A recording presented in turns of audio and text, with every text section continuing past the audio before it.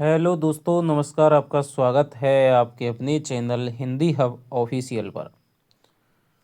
तो दोस्तों, हम पढ़ रहे हैं गोदान और 28 भाग हम पढ़ चुके हैं। पिछले भाग में हम देखते हैं कि मिस्टर खन्ना है, क्योंकि मज़दूरों की हड़ताल हो चुकी है। मिस्टर खन्ना को ये हड़ताल बिल्कुल बेकार लगती है। हालांकि वो सोचते हैं कि मज़दूरों का हित हो जाए। मैं अपने हिस्से में से तो दे सकता हूँ, अपना हिस्सा भी मैं कुर्बान कर दूँ, लेकिन जो मेरे हिस्सेदारों का है उनके साथ में नाइंसाफ़ी नहीं हो सकती। उन्होंने फ़ायदे के लिए ही हिस्सा लिया था मिल में। अब उनका नुकसान हो जाए तो फिर कोई भी हिस्सेदार नहीं बनेगा। इन्हीं सब चीज़ों को वो सोच रहे होते हैं। तब उन्हें लगता है कि भाई मज़दूरों की दिक्कत नहीं है, दिक्कत तो किसकी थी? ओंकार नाथ की और मिर्ज़ा खुर्शीद की। इन्होंने ही मज़दूरों को भड़काया। और ये जो बात कह रहे थे उसमें भी खन्ना जी को संदेह था। राय साहब की भी वो परवाह नहीं करते थे, लेकिन वो चाहते थे कि भाई देखता हूँ कि मज़दूरों की बात सही है। इस विषय में वो चाहते हैं कि भाई मैं मेहता जी से एक बार राय लूँ। मेहता जी क्या बोलते हैं उस हिसाब से ही काम करूँगा। तो वो इसी विचार को लेकर के मेहता जी के पास चले जाते हैं। प्रेमचंद जी बताते हैं कि भाई मेहता जी को काम करने का बिल्कुल नशा था। कोई दर्शन का ग्रंथ लिख रहे थे और पौधों पर बिजली से क्या है परीक्षण कर रहे थे कि बिजली के माध्यम से पौधों को तेज गति से बढ़ाया जा सकता है। मेहता जी से मिलते हैं और वो अपनी समस्या रखते हैं। मेहता जी कहते हैं कि भाई आपको कोई हक नहीं था कि आप इस तरह का, यदि टैक्स लग गया सर चीनी का, तो आपको सरकार से रियायत मांगनी चाहिए थी। उसका भार आप मज़दूरों पर डाल रहे हैं, तो ये बिल्कुल अन्याय है। जो मिल में हिस्सेदार थे, यदि उनको घाटा होगा तो चलो थोड़ा बहुत है, उनके शान शौकत में कमी आएगी, लेकिन जो मज़दूर खुद खाने कमाने के लायक ही कमाते हैं, उनका यदि आप कम कर देंगे तो उनका तो जीना भी मुश्किल हो जाएगा। इस प्रकार की बातें करते समय मालती वहाँ पर आ जाती है और वो कहती है कि आज भाई मैं मेहता जी को निमंत्रण देने वाली हूँ, तो आप भी आइएगा। कि किस बात का? कि आज मैं अपने हाथों से खाकर पकाने वाली हूँ। हालांकि जब से मेहता जी मालती के प्रति आकृष्ट हुए थे, तब से इज्जत है वो कम हो गई थी, लेकिन वो मेहता जी को बड़ा मानते थे। और मालती को इस प्रकार देख कर के उन्हें आश्चर्य हुआ कि आप तो पुरुषों को कुछ भी नहीं समझती थी, आज आप कैसे पकाने लगी? वो कहती है कि सब कुछ मेहता जी की ही कृपा है, ये ही मेरे क्या बने हुए हैं, वैद्य बने हुए हैं। इस प्रकार की बातों को कर रहे होते हैं। तभी खन्ना जी सोचते हैं कि भाई मिल में जाना है, लेकिन तभी वहाँ धुआं उड़ता दिखाई दिया। कोई मजदूर भागा जा रहा है, उससे पता चलता है क्या हुआ, कि वो कहता है आपको नहीं पता, मिल में आग लग गई। तीनों सज्जन जाते हैं। आग का दृश्य है, बहुत सारे लोग हैं वो खड़े हुए हैं। आग का दृश्य वर्णित होता है। उसके बाद में खन्ना जी हैं वो विक्षिप्त अवस्था में, उन्माद की अवस्था में कहते हैं कि भाई मैं परवाह नहीं करता, मैंने ये मिल खोल ली तो मैं और भी मिल खोल लूँगा। लेकिन फिर वो क्या है, धीरे धीरे करके उन्हें हकीकत यथार्थ होता है तो वो रोने लगते हैं कि भाई आप, अभी तक मैंने 2 लाख रुपए लेकर के इसमें लगाए थे, अब मैं 2 लाख का कर्जदार हो गया। मैं जिस बर्तन में खाता था अब वो बर्तन मेरा नहीं है। मैं जिस घर में रहता हूँ अब वो घर मेरा नहीं है। तो वहाँ से जाते हैं, घर पर पहुँचते हैं, गोविंदी मिलती है, वो भी सांत्वना प्रकट करती है और वो धन को कहती है कि भाई धन का कुछ नहीं है, तुम बढ़िया हुआ, अब तुम कम से कम मेरे मेरे बाल बच्चों के होकर तो रहोगे। ये धन है वो किसी से ना मिलने देता है ना कुछ कर देता है। ठीक है, अब तुम अपनी ज़िंदगी थोड़ा बहुत जी सकोगे। तुम्हारी संतान है वो इतनी तगड़ी धन लो लो स्वाभिमानी हो इस तरह की नहीं बनेगी, आदमी बन सकेगी। इस प्रकार की वो अच्छी अच्छी बातें हैं वो करती है। मालती को पता चलता है कि भाई गोविंदी में कितनी अकल है, कितना ज्ञान है, कितनी समझ है, तो वो लज्जित हो जाती है। अब यहाँ से आगे हम पढ़ते हैं 29वां भाग। नौहरी उन औरतों में ना थी जो नेकी करके दरिया में डाल देते हैं। नौहरी ने भाई होरी को रुपए दे दिए हैं। 200 रुपये की बातचीत हुई थी, लगभग वहाँ 20वें पार्ट में हमने पढ़ा था। उसने नेकी की है तो उसका खूब ढिंढोरा पीटेगी और उससे जितना यश मिल सकता है उससे कुछ ज़्यादा ही पाने के लिए हाथ पांव मारेगी। ऐसे आदमी को यश के बदले अपयश और बदनामी ही मिलती है। नेकी ना करना बदनामी की बात नहीं। अपनी इच्छा नहीं है, यह सामर्थ्य नहीं है, इसके लिए कोई हमें बुरा नहीं कह सकता।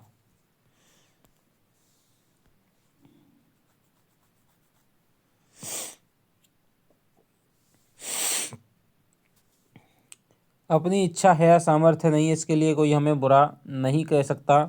मगर जब हम नेकी करके उसका एहसान जताने लगते हैं तो वह जिसके साथ हमने नेकी की है हमारा शत्रु हो जाता है और हमारे एहसान को मिटा देना चाहता है।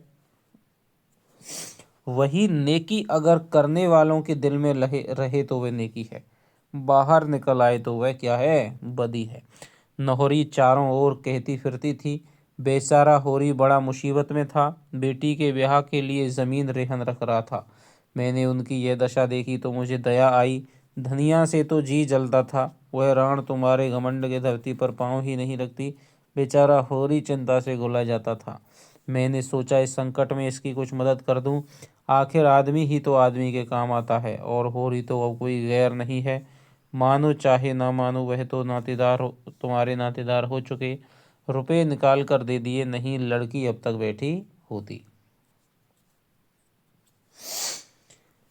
धनिया भला यह जीत कब सुनने लगी। रुपए खैरात दे दिए थे, बड़ी देने वाली, सूद महाजन भी लेगा, तुम भी लोगी, एहसान काहे का। दूसरों को देती, सूद की जगह मूल भी गायब हो जाता। हमने लिया है तो हाथ में रुपए आते ही नाक पर रख देंगे। हम ही थे कि तुम्हारे घर का विष उठा के पी गए और कभी मुंह पर नहीं लाए। कोई यहाँ द्वार पर नहीं खड़ा होने देता था। हमने तुम्हारी मर्यादा बना दी, तुम्हारे मुंह की लाली रख ली। रात के 10 बज गए थे, सावन की अंधेरी घटा छाई थी, सारे गांव में अंधकार था। होरी ने भोजन करके तमाकू पिया और सोने जा रहा था कि भोला आकर खड़ा हो गया। होरी ने पूछा, कैसे चले भोला, मैं तो जब इसी गांव में रहना है तो क्यों अलग छोटा सा घर नहीं बना लेते। गांव में लोग कैसी कैसी कुत्सा उड़ाया करते हैं, क्या यह तुम्हें अच्छा लगता है। बुरा ना मानना, तुमसे संबंध हो गया है, इसलिए तुम्हारी बदनामी नहीं सुनी जाती, नहीं मुझे क्या करना है। धनिया उसी समय लोटे में पानी लेकर होरी के सिरहाने रखने आई। सुनकर बोली, दूसरा मर्द होता तो ऐसी औरत का सिर काट लेता। होरी ने डांटा, क्यों बेबात की बात करती है, पानी रख दे और जा सो। आज तू ही कुराहे चलने लगे तो तेरा सिर काट लूँगा, काटने देगी। धनिया उसे पानी का एक छींटा मारकर बोली, कुराहे चले तुम्हारी बहन, मैं क्यों कुराहे यानी कि बुरी राह है। मैं तो दुनिया की बात कहती हूँ, तुम मुझे गालियाँ देने लगे। अब मुँह मीठा हो गया होगा। औरत चाहे जिस रास्ते जाए मर्द टुकुर टुकुर देखता रहे, ऐसे मर्द को मैं मर्द नहीं कहती। तो देखिए यहाँ से ये कथन है, अच्छा है। किसका कथन है, धनिया का कथन है।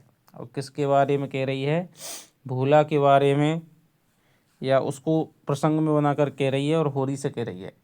होरी दिल में कटा जाता था, भोला उससे अपना दुख दर्द कहने आया होगा।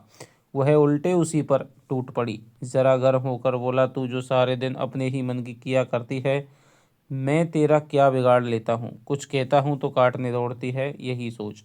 धनिया ने लल्लो चप्पू करना ना सीखा था, बोली, औरत घी का कड़ा लुढ़का दे, घर में आग लगा दे, मर्द सह लेगा, लेकिन उसका कुराह चलना कोई मर्द ना सहेगा। भोला दुखित स्वर में बोला, तू बहुत ठीक कहती है धनिया, बेशक मुझे उसका सिर काट लेना चाहिए था, लेकिन अब उतना पौरुष नहीं रहा। तू चलकर समझा दे, मैं सब कुछ करके हार गया। जब औरत को बस में रखने का बूता ना था तो सगाई क्यों की थी, इसी छिछालेदार के लिए। क्या सोचते थे वह आकर तुम्हारे पाँव दबाएगी, तुम्हें चिलम भर भर कर पिलाएगी और जब तुम बीमार पड़ोगे तो तुम्हारी सेवा करेगी। तो ऐसा वही औरत कर सकती है जिसने तुम्हारे साथ जवानी का सुख उठाया हो। तो देखिए कितनी बड़ी बात कह रही है। मेरी समझ में यही नहीं आता कि तुम उसे देखकर लट्टू कैसे हो गए। कुछ देखभाल तो कर लिया होता कि किस स्वभाव की है, किस रंग ढंग की है। तुम तो भूखे सियार की तरह टूट पड़े। अब तो तुम्हारा धर्म यही है कि गंडासे से उसका सिर काट लो। फांसी ही तो पाओगी, फांसी इस छिचालीदार से अच्छी है।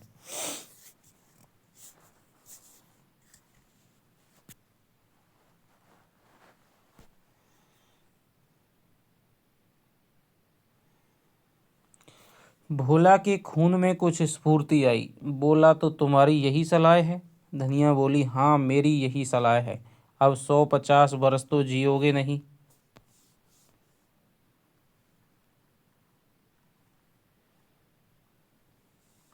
समझ लेना इतनी ही उम्र थी।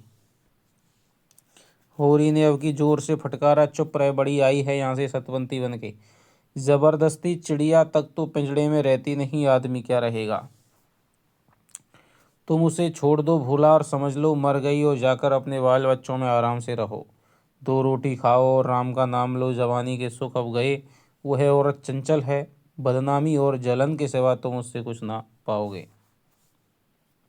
भोला नौहरी को छोड़ दे, असंभव। नौहरी इस समय भी उसकी ओर रोष भरी आंखों से तरेती हुई जान पड़ती थी। लेकिन नहीं, भोला उसे छोड़ ही देगा।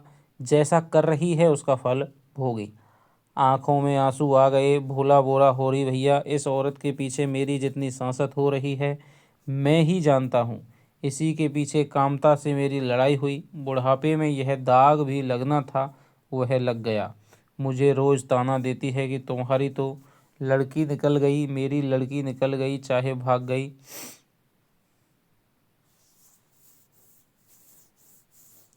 लेकिन अपने आदमी के साथ पड़ी तो है, उसके सुख दुख की साथिन तो है।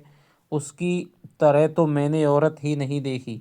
दूसरों के साथ तो हंसती है, मुझे देखो कुप्पे सा मुंह फुला लिया। मैं गरीब आदमी ठहरा, 3-4 आने रोज की मजूरी करता हूँ। दूध दही मांस मछली रबड़ी मलाई कहाँ से लाऊं।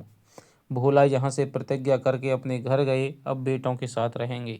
बहुत धक्के खा चुके, लेकिन दूसरे दिन प्रातःकाल होरी ने देखा तो भोला दुलारी सहुआइन की दुकान से तम्बाकू लिए चले जा रहे थे। होरी ने पुकारना उचित न समझा। आसक्ति में आदमी अपने बस में नहीं रहता। वहाँ से आकर धनिया से बोला, भोला तो अभी वहीं है। होरी ने सचमुच इन पर कोई जादू कर दिया है। धनिया ने नाक से कोड़कर कहा, जैसा बेहया वह है, वैसी ही बेहया यह है, वैसा ही बेहया यह है। ऐसे मर्द को तो चुल्लू भर पानी में डूब मरना चाहिए। अब वह शेख ही ना जाने कहाँ गई। झुनिया यहाँ आई थी तो उसके पीछे डंडा लिए फिर रहे थे। इज्जत बिगड़ी जाती थी, अब इज्जत नहीं बिगड़ती। होरी को भोला पर दया आ रही थी। बेचारा इस उल्टा के फेर में अपनी जिंदगी बर्बाद किए डालता है। छोड़कर जाए भी तो कैसे, स्त्री को इस तरह छोड़कर जाना क्या सहज है। यह चुड़ैल उसे वहाँ भी तो चैन से ना बैठने देगी। कहीं पंचायत करेगी, कहीं रोटी कपड़े का दावा करेगी। अभी तो गांव ही के लोग जानते हैं, किसी को कुछ कहते संकोच होता है, कन फुसकियाँ करके ही रह जाते हैं। तब तो दुनिया भी भोला को ही बुरा कहेगी। लोग यही तो कहेंगे कि जब मर्द ने छोड़ दिया तो बेचारी अबला क्या करे। मर्द बुरा हो तो औरत की गर्दन काट लेगा, औरत बुरी हो तो मर्द के मुंह में कालिख लगा देगी। इसके 2 महीने बाद एक दिन गांव में यह खबर फैली कि नौहरी ने मारे जूतों के भोला की चांद गंजी कर दी। वर्षा समाप्त हो गई, रवि की बोने की तैयारियां हो रही थी। होरी की ऊख तो नीलाम हो गई थी। ऊख के बीज के लिए उसे रुपए ना मिले और ऊख ना बोई गई। उधर दाहिना बैल भी बैठा हो गया था और एक नए बैल के बिना काम ना चल सकता था। पुनिया का एक बैल नाले में गिरकर मर गया था। तब से और भी अड़चन पड़ गई थी। एक दिन पुनिया के खेत में हल जाता, एक दिन होरी के खेत में। खेतों की जुताई जैसी होनी चाहिए वैसी ना हो पाती थी। होरी हल लेकर खेत में गया, मगर भोला की चिंता बनी हुई थी। उसने अपने जीवन में कभी यह ना सुना था कि किसी स्त्री ने उसके पति को जूते से मारा हो। जूतों से क्या, थप्पड़ या घूंसे से मारना भी कोई घटना उसे याद न आती थी। और आज नोहरी ने भोला को जूतों से पीटा और सब लोग तमाशा देखते रहे। इस औरत से कैसे उस अभागे का गला छूटे। अब तो भोला को कहीं डूब ही मरना चाहिए। जब जिंदगी में बदनामी और दुर्दशा के सिवा और कुछ ना हो तो आदमी का मर जाना ही अच्छा। कौन भोला के नाम को रोने वाला बैठा है। बेटे चाहे क्रियाकर्म कर दें, लेकिन लोक लाज के बस आंसू किसी की आंख में ना आएगा। तृष्णा के तृष्णा के बस में पड़कर आदमी इस तरह अपनी जिंदगी चौपट करता है। जब कोई रोने वाला ही नहीं तो फिर जिंदगी का क्या मोह और मरने से क्या डरना। तो यहाँ पर बेसिकली क्या है कि होरी हैं वो नौहरी के माध्यम से और भोला के माध्यम से जो एक समय निकल जाने के बाद में बेमेल विवाह है, या मतलब आ, कुछ लोग हैं जो क्या करते हैं बुढ़ापे में भी शादियां कर रहे हैं। आजकल तो ये चलन बहुत ज़्यादा चल रहा है। तो उसके जो दुष्परिणाम है वही गिना रहे हैं कि भाई ये सक्सेस नहीं हो सकता है। एक यह नौरी है और एक यह है चमारिन से लिया, देखने सुनने में उससे लाख दर्जे अच्छी, चाहे तो दो को खिलाकर खाए और राधिका बनी घूमे, लेकिन मजूरी करती है, भूखों मरती है और मतई के नाम पर बैठी है। और वह निर्दयी, बात भी नहीं पूछता। कौन जाने धनिया मर गई होती तो आज होरी की भी यह दशा होती। उसकी मौत की कल्पना से ही होरी को रोमांच हो उठा। धनिया की मूर्ति मानसिक नेत्रों के सामने आकर खड़ी हो गई। सेवा और त्याग की देवी, जवान की तेज पर मोम जैसा हृदय, पैसे पैसे के पीछे प्राण देने वाली, पर मर्यादा रक्षा के लिए अपना सर्वस्व होम कर देने को तैयार। तो यहाँ से आ सकता है कि किसके बारे में कहा गया है, ठीक है, ये त्याग और सेवा ही यहाँ से आ सकता है। किसके बाद, धनिया के बारे में। जवानी में वह कम रूपवती ना थी, नहोरी उसके सामने क्या है, चलती थी तो रानी सी लगती थी। जो देखता था देखता ही रह जाता था। यह पटेश्वरी और झिंगुरी तब जवान थे। दोनों धनिया को देखकर छाती पर हाथ रख लेते थे। द्वार के 100 चक्कर लगाते थे। होरी उनकी ताक में रहता था, मगर छेड़ने का कोई बहाना ना पाता था। उन दिनों घर में खाने पीने की बड़ी तंगी थी। पाला पड़ गया, खेतों में भूसा तक ना हुआ था।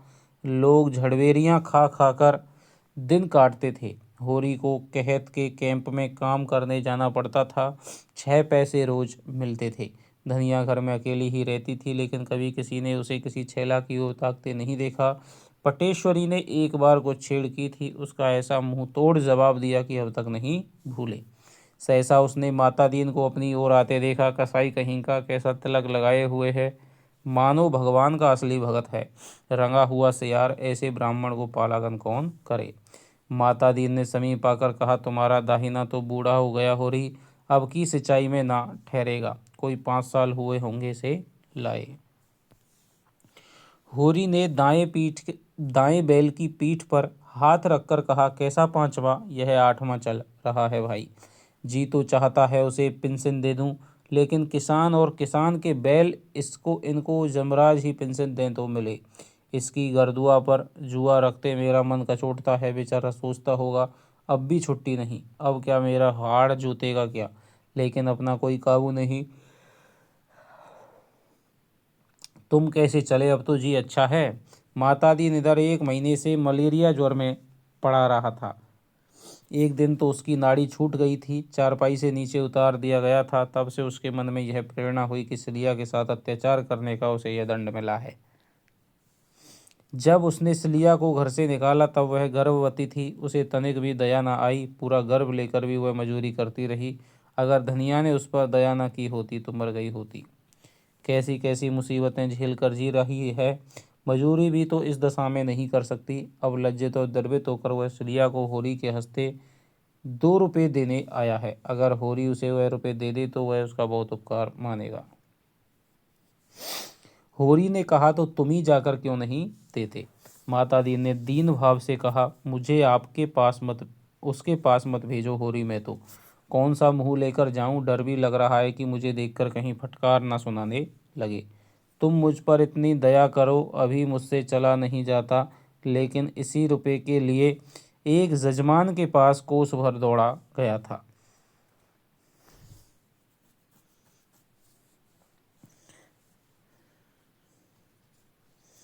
अपनी करनी का फल बहुत भोग चुका, इस ब्रह्मणई का बोझ अब नहीं उठाए उठता। लुक छिप कर चाहे जितना को कर्म करो, कोई नहीं बोलता, प्रत्यक्ष कुछ नहीं कर सकते, नहीं कुल में कलंक लग जाएगा। तुम उसे समझा देना दादा कि मेरा अपराध क्षमा कर दे। यह धर्म का बंधन बड़ा कड़ा होता है। जिस समाज में जन्मे और पले उसकी मर्यादा का पालन तो करना ही पड़ता है, और किसी जाति का धर्म बिगड़ जाए तो उसे कोई विशेष हानि नहीं होती। ब्राह्मण का धर्म बिगड़ जाए तो वह कहीं का नहीं रहता। तो ये कथन यहाँ से आ सकता है, उसका धर्म ही उसके पूर्वजों की कमाई है, उसी की वह रोटी खाता है। इस प्रायश्चित के पीछे हमारे 300 बिगड़ गए, तो जब बेधर्म होकर ही रहना है तो फिर जो कुछ करना है प्रत्यक्ष करूँगा। समाज के नाते आदमी अगर कुछ धर्म है तो मनुष्य के नाते भी उसका कुछ धर्म है। समाज धर्म पालने से समाज आदर करता है, अगर मनुष्य धर्म पालने से ईश्वर प्रसन्न होता है। तो ये देखिए यहाँ से अच्छा कथन है माता दीन का। संध्या समय जब होरी ने सिलिया को डरते डरते रुपये दिए तो वह जैसे अपनी तपस्या का वरदान पा गई। दुख का भार तो वह अकेली उठा सकती थी, सुख का भार तो अकेले नहीं उठता। किसे यह खुशखबरी सुनाए, धनिया से वह अपने दिल की बातें नहीं कह सकती। गांव में और कोई प्राणी नहीं जिससे उसकी घनिष्ठता हो। उसके पेट में चूहे दौड़ रहे थे, सोना ही उसकी सहेली थी। सिलिया उससे मिलने के लिए आतुर हो गई। रात भर कैसे सब्र करे, मन में एक आंधी सी उठ रही थी। अब वह अनाथ नहीं है, माता दी ने उसकी वहाँ फिर पकड़ ली। जीवन पथ में उसके सामने अब अंधेरी विकराल मुख वाली खाई नहीं है, लहलहाता हुआ हरा भरा मैदान है जिसमें झरने गा रहे हैं और हिरन को लेले कर रहे हैं। उसका रूठा हुआ स्नेह आज उन्मत्त हो गया है। माता दीन को उसने मन में कितना पानी पी पी कर कोसा था, अब वह उनसे क्षमादान मांगेगी। उससे सचमुच बड़ी भूल हुई कि उसने उसको सारे गांव के सामने अपमानित किया। वह तो चमारिन है, जात की ही थी, उसका क्या बिगड़ा। आज 10-20 लगाकर बिरादरी को रोटी दे दे, फिर बिरादरी में ले ली जाएगी। उन बेचारे का तो सदा के लिए धर्म नाश हो गया। वह मर्यादा अब उन्हें फिर नहीं मिल सकता। वह क्रोध में कितनी अंधी हो गई थी कि सबसे उसके उनके प्रेम का ढिढोरा पीटती फिरी। उनका तो धर्म भ्रष्ट हो गया था। उन्हें तो क्रोध था ही, उनके सिर पर क्यों भूत सवार हो गया। वह अपने ही घर चली जाती तो कौन बुराई हो जाती, घर में उसे कोई बांध तो ना लेता। देश माता दीन की पूजा तो इसलिए तो करता है कि वह नेम धर्म से रहते हैं। वही धर्म नष्ट हो गया तो अब वह क्यों ना उसके खून के प्यासे हो जाते। जरा देर पहले तक उसकी नज़र में सारा दोष माता दीन का था और अब सारा दोष अपना था। सहृदयता ने सहृदयता पैदा की। उसने बच्चे को छाती से लगाकर खूब प्यार किया और अब उसे देखकर लज्जा और ग्लानि नहीं होती। वह अब केवल उसकी दया का पात्र नहीं, वह अब उसके संपूर्ण मातृ स्नेह और गर्व का अधिकारी है। तो ये बच्चे के बारे में है। कार्तिक की रूपहली चांदनी प्रकृति पर मधुर संगीत की भांति छाई हो गई थी। सिलिया घर से निकली, वह सोना के पास जाकर यह सुख संवाद सुनाएगी। अब उससे नहीं रहा जाता।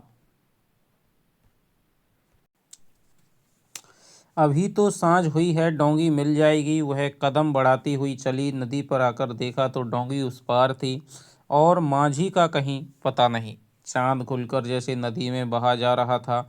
वह एक क्षण खड़ी सोचती रही, फिर नदी में घुस पड़ी। नदी में कुछ ऐसा ज़्यादा पानी तो क्या होगा, उस उल्लास के सागर के सामने वह नदी क्या चीज़ थी।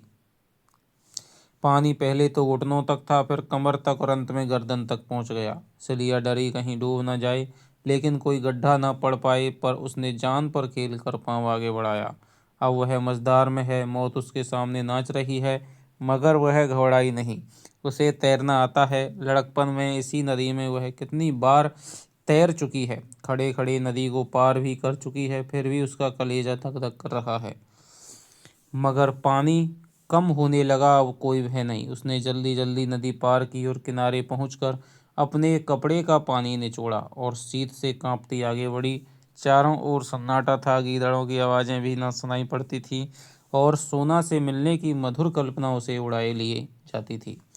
मगर उस गांव में पहुंचकर उसे सोना के घर जाते हुए संकोच होने लगा। मथुरा क्या कहेगा, उसके घर वाले क्या कहेंगे, सोना भी बिगड़ेगी कि इतनी रात गए तो क्यों आई। देहातों में दिन भर के थके मादे किसान सरे शाम ही सो जाते हैं, सारे गांव में सोता पड़ गया था। मथुरा के घर के द्वार बंद थे, इसलिए किवाड़ ना खुलवा सकी। लोग उसे इस वेश में देखकर क्या कहेंगे। वहीं द्वार पर अलाव में अभी आग चमक रही थी। सिलिया अपने कपड़े सेकने लगी। सहसा किवाड़ खुला और मथुरा ने बाहर निकलकर पुकारा, अरे कौन बैठा है अलाव के पास। सिलिया ने जल्दी से अंचल सिर पर खींच लिया और समीप आकर बोली, मैं हूँ सिलिया। सिलिया, इतनी रात गए कैसे आई, वहाँ तो सब कुशल है। हाँ सब कुशल है, जी घबरा रहा था, सोचा चलूँ सबसे भेंट करती आऊँ, दिन को तो छुट्टी ही नहीं मिलती। तो क्या नदी थहा कर आई है? और हाँ कैसे आती, पानी कम ना था। मथुरा उसे अंदर ले गया, बरोठे में अंधेरा था। उसने सिलिया का हाथ पकड़कर अपनी ओर खींचा। सिलिया ने झटके से हाथ छुड़ा लिया और रौब से बोली, देखो मथुरा, छेड़ोगे तो मैं सोना से कह दूंगी तुम मेरे छोटे बहनोई हो, यह समझ लो। मालूम होता है सोना से मन नहीं पड़ता। मथुरा ने उसकी कमर में हाथ डालकर कहा, तुम तो बहुत निठुर हो सिल्लो, इस वक्त कौन देखता है। क्या मैं सोना से सुंदर हूँ? अपने भाग नहीं बखानते हो कि ऐसी इंदर की परी पा गए। अब भोरा बनने का मन चला है, उससे कह दूं तो तुम्हारा मुंह ना देखे। मथुरा लंपट नहीं था, सोना से उसे प्रेम भी था। इस वक्त अंधेरे और एकांत और सिलिया का यौवन देखकर उसका मन चंचल हो उठा। यह तंबीह पाकर होश में आ गया। सिलिया को छेड़ता हुआ बोला, तुम्हारे पैरों पड़ता हूँ सिल्लो, उससे ना कहना, अभी जो चाहे सजा दे दो। सिलिया को उस पर दया आ गई, धीरे से उसके मुंह पर चपत जमाकर बोली, इसकी सजा यही है कि फिर मुझसे शरारत ना करना और ना और किसी से करना, नहीं सोना तुम्हारे हाथ से निकल जाएगी। मैं कसम खाता हूँ सिल्लो, अब कभी ऐसा ना होगा। उसकी आवाज़ में याचना थी। सिल्लो का मन आंदोलित होने लगा, उसकी दया सरस होने लगी। और जो करो तो तुम जो चाहना करना। सिल्लो का मुंह उसके मुंह के पास आ गया था। दोनों की सांस और आवाज़ और देह में कंपन हो रहा था। सहसा सोना ने पुकारा, किससे बातें करते हो वहाँ? सिल्लो पीछे हट गई। मथुरा आगे बढ़कर आंगन में आ गया और बोला, सिल्लो तुम्हारे गांव से आई है। सिल्लो भी पीछे पीछे आकर आंगन में खड़ी हो गई। उसने देखा सोना यहाँ कितने आराम से रहती है। ओसारी में खाट है, उस पर सुजनी का नरम बिस्तर बिछा हुआ है, बिल्कुल वैसा ही जैसा माता दिन की चारपाई पर बिछा रहता है। तकिया भी है, लिहाफ भी है। खाट के नीचे लोटे में पानी रखा हुआ है। आंगन में ज्योत्सना ने आईना सा बिछा रखा है। एक कोने में तुलसी का चबूतरा है, दूसरी ओर ज्वार के ठेठों के कई बोझ दीवार से लगा कर रखे हैं। बीच में पुआलों के गड्ढे हैं। समीप ही ओखल है जिसके पास कूटा हुआ धान पड़ा हुआ है। खपरेल पर लौकी की बेल चढ़ी हुई है और कई लौकियां ऊपर चमक रही हैं। दूसरी ओर की ओसारी में एक गाय बंधी हुई है। इस खंड में मथुरा और सोना सोते हैं। और लोग दूसरे खंड में होंगे। इसलिए ने सोचा, सोना का जीवन कितना सुखी है। सोना उठकर आंगन में आ गई थी, मगर सिल्लो से टूटकर गले नहीं मिली। सिल्लो ने समझा, शायद मथुरा के खड़े रहने के कारण सोना संकोच कर रही है, या कौन जाने उसे अब अभिमान हो गया है। सिल्लो चमारिन से गले मिलने में अपना अपमान समझती हो। उसका सारा उत्साह ठंडा पड़ गया। इस मिलन से हर्ष के बदले उसे ईर्ष्या हुई। सोना का रंग कितना खुल गया है, वो देह कैसी कंचन की तरह निखर आई है। गठन भी सुडौल हो गया है। मुख पर गृहिणित्व की गरिमा के साथ युवती की साहस छवि भी है। सिल्लो एक क्षण के लिए जैसे मंत्र मुग्ध सी खड़ी ताकती रह गई। यह वही सोना है जो सूखी सी देह लिए झोंटे खोले इधर उधर दौड़ा करती थी। महीनों सिर में तेल ना पड़ता था, फटे चिथड़े लपेटे फिरती थी। आज अपने घर की रानी है। गले में हंसुली और हुमेल है, कानों में कर्णफूल और सोने की बालियां, हाथों में चांदी के चूड़े और कंगन, आंखों में काजल है, मांग में सिंदूर। सिलिया के जीवन का स्वर्ग यही था और सोना को वहां देखकर वह प्रसन्न न हुई। इसे कितना घमंड हो गया है। कहाँ सिलिया के गले में बाँह डाले घास छीलने जाती थी और आज सीधे ताकती भी नहीं थे। उसने सोचा था सोना उसके गले लिपट कर जरा सा रोएगी, उसे आदर से बिठाएगी, उसे खाना खिलाएगी और गांव घर की सैकड़ों बात पूछेगी और अपने नए जीवन के अनुभव बयान करेगी। सुहाग रात और मधुर मिलन की बातें होंगी और सोना के मुंह में दही दही जमा हुआ है, वह यहाँ आकर पछताई। आखिर सोना ने रूखे स्वर में पूछा, इतनी रात को कैसे चली सिल्लो? सिल्लो ने आंसुओं को रोकने की चेष्टा करके कहा, तुमसे मिलने को बहुत जी चाहता था, इतने दिन हो गए भेंट करने चली आई। सोना का स्वर और कठोर हुआ, लेकिन आदमी किसी के घर जाता है तो दिन को कि इतनी रात गए। वास्तव में सोना को उसका आना बुरा लग रहा था। वह समय उसकी प्रेम क्रीड़ा और हास विलास का था। सिल्लो ने उसमें बाधक होकर जैसे उसके सामने से परोसी हुई थाली खींच ली। सिल्लो निश्चंग सी भूमि की ओर ताक रही थी। धरती क्यों नहीं फट जाती कि वह उसमें समा जाए। इतना अपमान उसने अपने इतने ही जीवन में बहुत अपमान सहा था, बहुत दुर्दशा देखी थी, लेकिन आज यह फांस जिस तरह उसके अंतःकरण में चुभ गई, वैसी कभी कोई बात ना चुभी थी। गुण घर के अंदर मटकों में बंद रखा हो तो कितना ही मूसलाधार पानी बरसे कोई हानि नहीं होती, पर जिस वक्त वह धूप में सूखने के लिए बाहर फैलाया गया हो, उस वक्त तो पानी का एक छींटा भी उसका सर्वनाश कर देगा। सिलिया के अंतःकरण की सारी कोमल भावना इस वक्त मुंह खोले बैठी हुई थी कि आकाश से अमृत वर्षा होगी। वर्षा क्या, अमृत के बदले विष, और सिलिया के रोम रोम में दौड़ गया। सर्पदंश के समान लहरें आई। घर में उपवास करके सो रहना और बात थी, लेकिन पंगत से उठा दिया जाना तो डूब मरने की ही बात है। सिलिया को यहाँ एक क्षण ठहरना भी असह्य हो गया, जैसे कोई उसका गला दबाए हुए हो। वह कुछ न पूछ सकी। सोना के मन में क्या है वह भांप रही थी। वह बांबी में बैठा हुआ सांप कहीं बाहर ना निकल आए, इसके पहले ही वह वहां से भाग जाना चाहती थी। कैसे भागे, क्या बहाना करे, उसके प्राण क्यों नहीं निकल जाते। मथुरा ने भंडारे की कुंजी उठा ली थी कि सिलिया के जलपान के लिए कुछ निकाल लाए। कर्तव्य विमूढ़ सा खड़ा था। इधर सिल्लो की सांस टंगी हुई थी, मानो सिर पर तलवार लटक रही हो। सोना की दृष्टि में सबसे बड़ा पाप किसी पुरुष का पर स्त्री और स्त्री का पर पुरुष की ओर ताकना था। इस अपराध के लिए उसकी यहाँ कोई क्षमा न थी। चोरी, हत्या, जाल, कोई अपराध इतना भीषण न था। हंसी दिल्लगी को वह बुरा न समझती थी, अगर खुले हुए रूप में हो। लुके छिपे की हंसी दिल्लगी को भी वह हे समझती थी। छुटपन से ही वह बहुत ही रीति की बातें जानने और समझने लगी थी। होरी को जब कभी हाट से घर आने में देर हो जाती और धनिया को पता लग जाता था कि वह दुलारी सहुआइन की दुकान पर गया था, चाहे तम्बाकू लेने ही क्यों न गया हो, तो वह कई कई दिन तक होरी से बोलती ना थी और न घर का काम करती थी। एक बार इसी बात पर वह अपने नैहर भाग गई थी। यह भावना सोना में और तीव्र हो गई थी। जब तक उसका विवाह न हुआ यह भावना उतनी बलवान न थी, पर विवाह हो जाने के बाद तो उसने व्रत का रूप धारण कर लिया था। ऐसे स्त्री पुरुषों की अगर खाल भी खींच ली जाती तो उसे दया न आती। प्रेम के लिए दाम्पत्य के बाहर उसकी दृष्टि में कोई स्थान न था। स्त्री पुरुष का एक दूसरे के साथ जो कर्तव्य है, इसी को वह प्रेम समझती थी। फिर सिल्लो से उसका बहन का नाता था। सिल्लो को वह प्यार करती थी, उस पर विश्वास करती थी। वही सिल्लो आज उसे विश्वासघात कर रही है। मथुरा और सिल्लो में अवश्य ही पहले से सांठगांठ होगी। मथुरा उससे नदी के किनारे या खेतों में मिलता होगा और आज वह इतनी रात गई नदी पार करके इसलिए आई है। अगर उसने इन दोनों की बातें ना सुन ली होती तो उसे खबर तक न होती। मथुरा ने प्रेम मिलन के लिए यही अवसर सबसे अच्छा समझा होगा। घर में सन्नाटा जो है, उसका हृदय सब कुछ जानने के लिए विकल हो रहा था। वह सारा रहस्य जान लेना चाहती थी, जिसमें अपनी रक्षा के लिए कोई विधान सोच सके। और वह मथुरा यहाँ क्यों खड़ा है, क्या वह उसे कुछ बोलने भी ना देगा। उसने रोष से कहा कि तुम बाहर क्यों नहीं जाते, क्या यहीं पहरा देते रहोगे। मथुरा बिना कुछ कहे बाहर चला गया।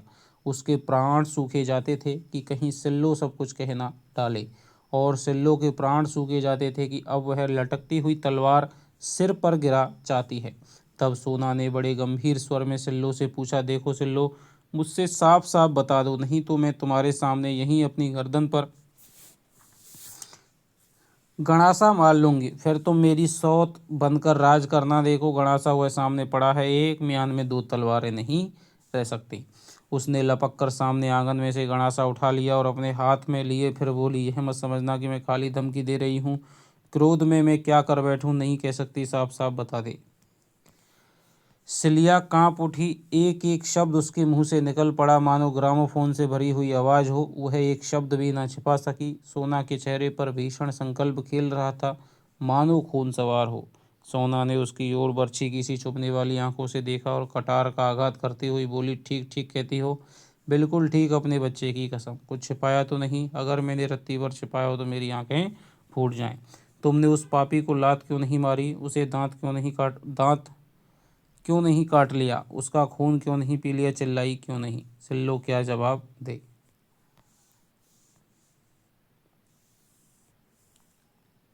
सोना ने उन्मादनी की भांति अंगारे की सी आंखें निकाल कर कहा, बोलती क्यों नहीं? क्या तूने उसकी नाक दांतों से नहीं काट ली? क्यों नहीं दोनों हाथों से उसका गला दबा दिया? तब मैं तेरे चरणों पर सिर झुकाती। अब तो तू मेरी आंखों में हरजाई हो, निरी बेसवा हो। अगर यही करना था तो माता दीन का नाम क्यों कलंकित कर रही है? क्यों किसी को लेकर बैठ नहीं जाती? क्यों अपने घर नहीं चली गई? यही तो तेरे घर वाले चाहते थे। तू उपले और घास लेकर बाजार जाती, वहां से रुपए लाती और तेरा बाप बैठा उसी रुपए की ताड़ी पीता। फिर क्यों उस ब्राह्मण का अपमान कराया? क्यों उसकी आबरू में बट्टा लगाया? क्यों सतवंती बनी बैठी हो? जब अकेले नहीं रहा जाता तो किसी से सगाई क्यों नहीं कर लेती? क्यों नदी तालाब में डूब नहीं मरती? क्यों दूसरों के जीवन में विष घोलती है? आज मैं तुझसे कह देती हूँ, अगर इस तरह की बात फिर हुई तो मुझे पता चला तो हम तीनों में से एक भी जीते ना रहेंगे। बस अब मुँह में कालिख लगा कर जाओ, आज से मेरे और तुम्हारे बीच में कोई नाता ना रहा। सिल्लू धीरे से उठी और संभल कर खड़ी हुई। जान पड़ा उसकी कमर टूट गई है। एक क्षण साहस बटोरती रही, किंतु अपनी सफाई में कुछ सूझ ना पड़ा। आंखों के सामने अंधेरा था, सिर में चक्कर, कंठ सूख रहा था और सारी देह सुन्न हो गई थी, मानो रोम छिद्रों में प्राण उड़े जा रहे हों। एक एक पग इस तरह रखती हुई मानो सामने गड्ढा है, वह बाहर आई और नदी की ओर चली। द्वार पर मथुरा खड़ा था। बोला, इस वक्त कहाँ जाती है सिल्लो? सिल्लो ने कोई जवाब ना दिया। मथुरा ने भी फिर कुछ ना पूछा। वही रूपैली चांदनी अब भी छाई हुई थी। नदी की लहरें अब भी चांद की किरणों में नहा रही थीं और सिल्लो विक्षिप्त सी स्वप्न छाया की भांति नदी में चली जा रही थी। तो यहाँ पर ये हमारा दोस्तों 29वां भाग है वो पूर्ण हो चुका है। चलिए अब आपसे मिलता हूँ अगली क्लास में। कोई भी आपको दिक्कत हो, क्वेरी हो, आप कमेंट में लिख करके बताइएगा। तब तक के लिए दोस्तों बाय बाय। जय हिंद, जय भारत।